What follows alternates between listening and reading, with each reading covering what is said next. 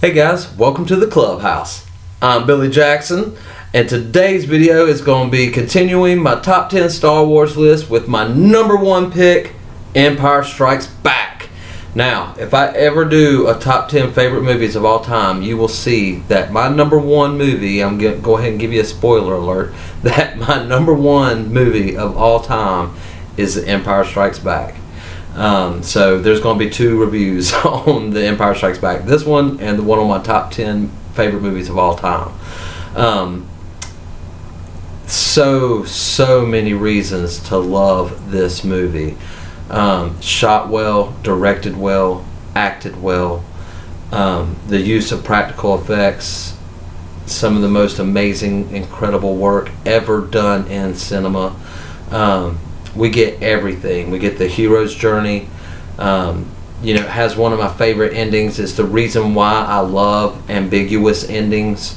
That kind of leave you like cliffhanger endings. I love those. Those are my favorite because I love movies continuing on, and especially stories that I love. And this was my first, movie going experience. Where I got to see that. That Han Solo just got thrown into carbonite and you're going to go save him, and y'all fly off, and then the movie wraps up. Where we go from here? I gotta wait 3 years? 3 years to know what happens. Come on. It had me. That's why I love movies. The Empire Strikes Back is the reason why I do this today. It's the reason why I want to watch movies all the time, because I love being entertained as much as The Empire Strikes Back entertained me. And it has one of my favorite lines in movie history. I love you. I know. Me and Ridley say it to each other all the time. Whenever she tells me she loves me, I say I know. And every time I tell her I love her, she tells me I know. And I love it when she does, because this is our franchise. And I've said it in other videos before, but this is our favorite franchise. And her number one Star Wars movie is the original Star Wars, but Empire Strikes Back is my favorite. But anyway, multiple reasons. The Hoth battle scene with the AT-ATs. I had my original AT-AT that I got as a young kid when I was like 8, I think, when this movie came out. I had that all the way up to about a year ago. And it was just so old and thrown to pieces, so I just had to get rid of it, because it was just in pieces. It wasn't worth anything, it was worth just to me just to have it, but my friends can attest for the fact that I had that thing for over almost 40 years. But anyway, I love that little thing, but I love that scene, the AT-AT scene, and they send the speeders out and they wrap their legs up and they, make them fall. That was like menacing. You watch it today, and of course, it's stop motion effects, which is all practical, no CGI. They didn't have it back then. They didn't need it. People don't need it today, but they still use it overwhelmingly. But this movie really shows how you can use practical effects in space scenes, in snow, in the desert, in a bog, like a swampy area. You can use practical effects anywhere, and just done so well. The amazing work they did. I remember being 8 years old and being like frightened of these AT-ATs because they were so big and powerful, and they couldn't take them down except for to wrap them up. But they were just coming in and making everybody run. Which of course that's what they would do. So that was cool. Then our heroes escape, and then there's the whole Millennium Falcon going through the asteroid field. But before that, they really made up for a scene that was in Star Wars. I don't know if you saw my number 2 video, but in the original Star Wars A New Hope, you have the Millennium Falcon being chased by a Star Destroyer, and Han's like, don't worry, I know a few maneuvers, and he just keeps going straight, which I think now is funny, but I remember back then going, what's he doing? But in Empire Strikes Back, same situation, being chased by a Star Destroyer. Actually, another one's coming in on him, and he's like, don't worry, I don't think he says I know some maneuvers, but he actually does it. He dives down and starts flipping the Millennium Falcon, which confuses the Star Destroyers and make them run into each other. That was cool. So it was like made up for that whole problem I had with the original one, made up for it in this one. So I was just happy just to see that. Then they go into the asteroid field, which of course is an iconic Star Wars scene. How good Han of a pilot Han is. Evading them, and then he goes down into that one asteroid, which we found out later is like home to a giant space whale or worm, whatever you want to call them. And escaping that was cool. I just remember, this big thing coming out and trying to grab the Millennium Falcon as it flies away. When you're 8 years old, that's just like, oh my God, especially when you're 8 years old in the 1970s, so it was like we didn't have stuff like that, so it was the first time. Nowadays every movie you watch has that kind of stuff.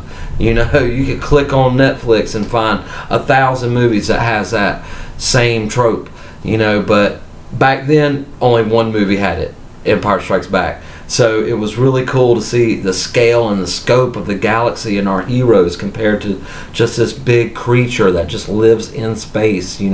How small we are compared to him, and he's just this huge thing. So that was really cool. Then we get Luke Skywalker meeting Yoda. We get Yoda. Okay.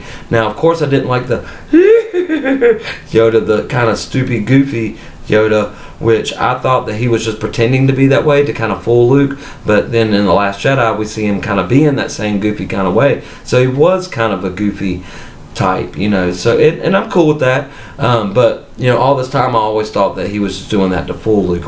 I think he was doing it a little bit to fool Luke. But anyway, he starts training Luke, and that whole learning about the Force, and just the speeches that Yoda made, throughout that whole training session, try or do or do not. There is no try. People use that saying today. I live by it. No, do not try. Try or try. I mean, do or do not. There is no try. You either do it or don't do it. The only thing stopping you is you stopping. Kind of comes from that.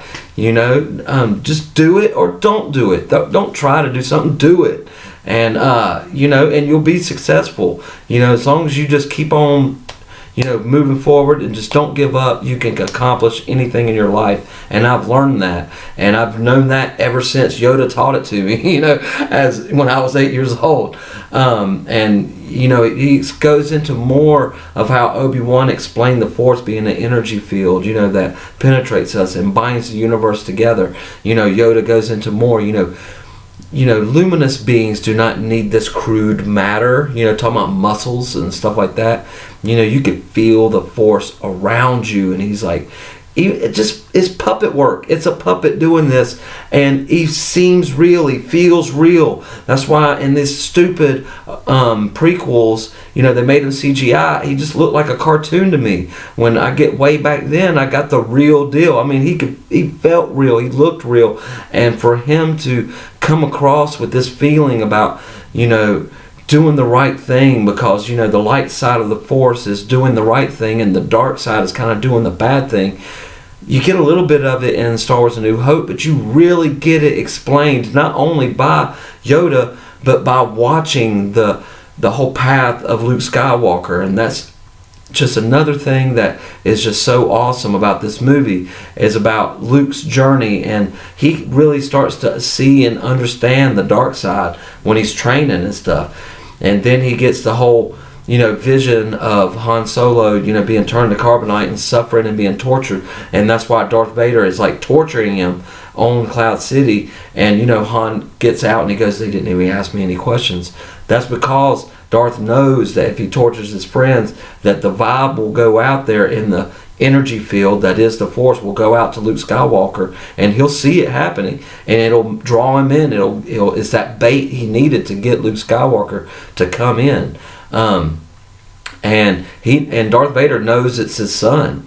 and Luke doesn't know that Darth Vader's his father. He just wants to go and defeat the guy. He just knows that he's evil, and there's this bad guy in the universe that's killing people, and now he's messing with my friends. I gotta go. And Yoda's like, don't go. Even Obi-Wan's like, don't go. Don't give in to hate and anger that leads to the dark side. He's like, it's not gonna lead me to the dark side. It's gonna lead me to defeating this foe that needs to be defeated. And y'all recruited me to do this, and I'm gonna do it now. He's just impulsive. That's the Skywalker in him. He's just eager, to prove himself, and that's one good thing that came out in prequels, was showing that Anakin was kind of the same way that Luke was, even though Hayden Christensen didn't pull it off as an actor, I didn't think, but I got the idea of how he's a whiny kid and impulsive, and that's how Anakin is. That's how all the Skywalkers are. But even Leia's like that in some ways. But anyway, then we get my favorite scene in cinema history, in my opinion, and that goes from the time that, and I say scene, but the last 20 minutes of the movie is my favorite section of movies, of any movie in history, in my opinion. That's when Luke Skywalker steps up to Darth Vader for the first time, and all the way till the end he's hanging off the antenna or whatever at the bottom of Bespin. That is my favorite. Even it has my favorite Luke Skywalker moment, has my favorite Darth Vader moment. My favorite Luke Skywalker moment is him, facing off, and then they kind of fight a little bit. And if you notice, Vader knows that Luke is a badass. He knows this, because if you notice, go back and rewatch the scene. I implore you to start off where Luke faces off with him, before he turns on his lightsaber. And when Luke Skywalker turns on his lightsaber, notice that Darth Vader already had his out. It wasn't hanging on his belt or anything. He already had it out and ready, because he knows that Luke is powerful and quick, and he knows that that's his son. If he's anything like me, I need to be ready. I need to have my lightsaber out. So when he ignites his lightsaber, just notice it was already right there to ignite, just in case he came at him really quick. But I love little stuff like that. Then they have their little fight. Luke does some backflipping. It shows that he's using his training in his first fight. He's only been training for a couple of weeks, and now he's fighting Darth Vader, like the second in command of this huge empire that's taking over the galaxy, and he's got to stop him. And he's willing to do it, and he's only like maybe 20 years old at this moment, and he don't know. He just knows he's trying to do the right thing and to fight this bad guy. And then we get him falling into that little, Vader like coaxing him, your destiny lies with me, and he's like pushing Luke back, and he falls in the hole, and he's like, all too easy, and like points, real cool, like, all too easy. And he points at the lever, and the lever turns on, and he's like, maybe you're not as powerful as the Emperor thought. But he didn't even see that Luke jumped out and like was flipping over here, and he's like, impressive. Most impressive. Just has some of the best lines in that scene when they're fighting each other. Okay, but during that scene where Luke and Vader are fighting, it flips back and forth to where Leia, Lando, and Chewie are escaping Cloud City, okay, and the troops are after them. Well, during all this battling, it cuts to Leia and them, and the very first shot, this is my favorite scene of Princess Leia, Carrie Fisher, God rest her soul, baby. I love this scene of you. She's waiting around the corner for a stormtrooper to come around the corner, and she point blank with the blaster, just boom, just in the guy's face. And I'll rewind that and we'll watch it in slow motion. How she is just like, oh, you're coming around the corner, boom. It's the best Leia scene. And if you can't remember Empire Strikes Back, if you're not, as big a fan, and most people aren't as big a fan as me and Ridgely are, you will appreciate her character a lot more if you go back and rewatch this scene and rewatch how just badass she was, just waiting for that trooper and just boom, just straight to the, I can't remember if it's a chest, I think it's the chest plate, but just point blank, just blasts the guy away, blows him away. If there's any doubt how cool Leia is, refer to that scene. But anyway, then you get, and it's flipping back and forth to Darth Vader and Luke, and and Luke when they're fighting, he throws him out a window, and he, catches onto the bridge, and he climbs back up. Then he walks back in, and Vader, is coming at him through the thing, and the walls are sparking, and he's like, and they come out to the bridge, and when they're having that fight on the bridge, I love that whole choreographed scene because it's choreographed perfectly. And when I say choreographed, I don't mean it in a bad way. Like, beautifully choreographed fight scene with him, close up of him and Vader fighting, and Luke gets a hit in on his shoulder, which causes Vader to be like, and cuts his hand off, which he wasn't going to. He was just really just trying to push Luke back. He wasn't trying to kill him or anything, because he wants him to join him and overthrow the Emperor. But a lot of people say, well, why didn't he just cut off his arm, when he hits Vader with that? But hey, Easter egg, guys, just to let you know, that's Mandalorian armor that he's wearing. And Mandalorian armor is like what Boba Fett wears. It's lightsaber resistant. And I didn't know that till later. Years later. It's not like I knew it when I was watching the movie, but years later I found out that's why he didn't cut off his arm. So, that being said, if you're ever wondering why didn't his arm get sliced off, I'm giving you a little info that it's Mandalorian armor that Darth Vader wears. It's lightsaber resistant. But anyway, that being said, then we get the best reveal, and I saw this in the theater.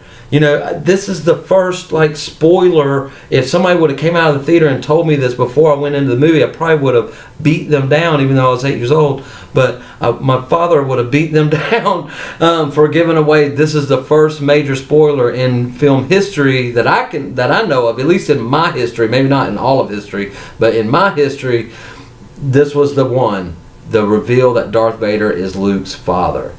And once I saw that, and growing up, me and my dad were at odds, not all the time, but most of the time we were at odds, and it's just because I was so rebellious and stuff, and he was just trying to teach me by screaming at me, but I wouldn't take screaming, so it was like he was, yelling at me and I wasn't listening, so we both were just at odds, and it was both our faults. It's not his or our fault, it was both of us, and finally we resolved, now we're best friends in the world. But I remember back then watching this movie for the first time, how I was just like, that's it, father versus son. They made this movie for me. This is the conflict that I have in my life. It's the same conflict that my favorite hero has. He wants to turn his father. It's just kind of like when me, I didn't want my dad to be so mean, and he wasn't really being mean. I go back and look at it. He wasn't being mean. He was just trying to be, just trying to force good values on me, and I just didn't want to listen. You don't know what you're talking about, because that's how kids are, and kids are stupid like that, and I was stupid like that. But to see this whole conflict on film unravel, and it just made sense to me in my mind, to where me and my dad were able to work things out, and it may have been because of this moment. And it's just one of another reasons why I love this movie so much. But anyway, I'm just now seeing we're into 18 minutes into this, and I could talk for an hour about Empire Strikes Back, but this is everything and the reasons why it's my number one film of all time, and because it's my number one Star Wars film. But anyway, where does Empire Strikes Back land on your movie list? And not just your movie list, but where does it fall on your top 10 Star Wars movies? Guys, I want to know, where is this movie for you? Please let me know in the comments below. Remember to like my videos and subscribe to my channel, and stay tuned for more top 10s. If you have any suggestions on what you want to see, just go through and look through my repertoire of what I have so far. I still have action, I still have sci-fi, I still have animation, I still have animated heroes. I might do a top 10 Godzilla list when the new movie comes around next year. So just throw at me what you guys want to know. Trilogies, I've done top 10 worst films. You want me to do my top 10 favorite films of all time? Just let me know in the comments below, guys, what you guys want, and I'll give it to you. But that being said, remember, guys, to always make yourself happy every day. And the only way to do that is to remember, the only thing stopping you is you stopping. Bam!